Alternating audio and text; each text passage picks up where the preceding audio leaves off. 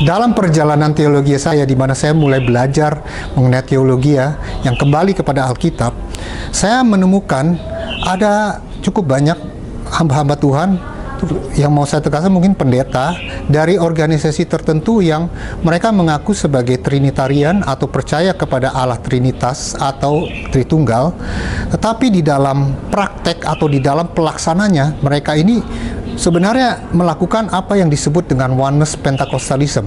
Apa sebenarnya yang dimaksud dengan oneness Pentecostalism?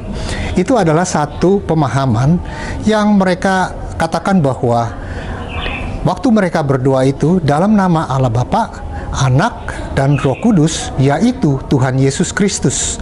Nah, ini berangkat dari satu pemahaman, satu yang keliru.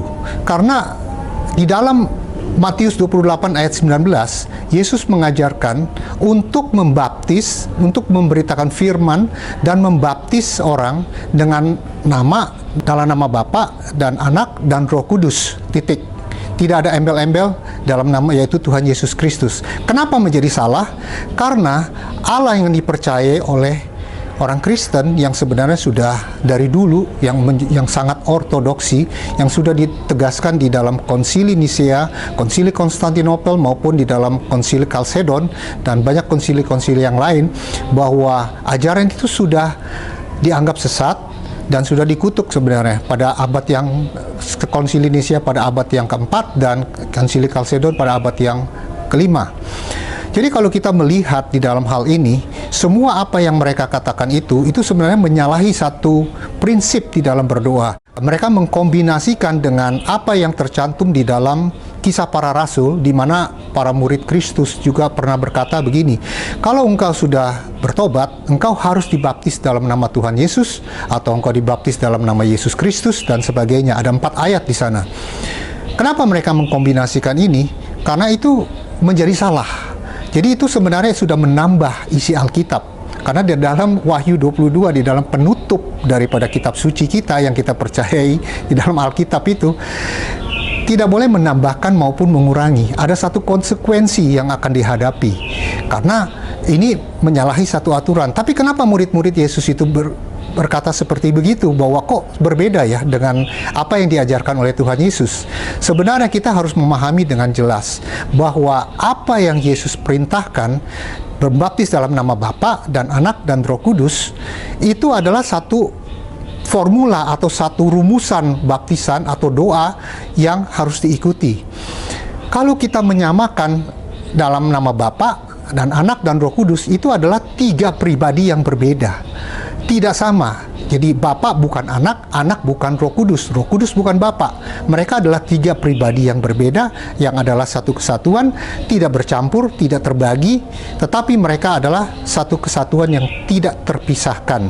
Nah, kalau itu dicampur adukan dengan tambahan yaitu Tuhan Yesus Kristus, itu berarti itu menyamakan 3 pribadi Bapa, Anak, dan Roh Kudus yang berbeda, itu menjadi satu pribadi yaitu Yesus Kristus atau Tuhan Yesus Kristus. Dan ini pemahaman yang sangat kontradiktif. Kalau dia mengatakan bahwa dia percaya Allah Trinitas atau Allah Tritunggal, tetapi pemahamannya ditambah dengan yaitu Tuhan Yesus Kristus, itu satu pemahaman yang sangat kontradiktif, yaitu menyamakan 3 pribadi menjadi satu pribadi. Bahwa pemahaman ini sudah dianggap sesat, dan itu salah, sangat salah. Dan ini memang terulang kembali di zaman ini, hanya dengan satu istilah yang berbeda, yang disebut dengan oneness Pentecostalism. Beda, kalangan oneness Pentecostalism itu percaya bahwa Bapa itu sama dengan Yesus, Yesus itu sama dengan Roh Kudus, dan Roh Kudus itu sama dengan Bapa.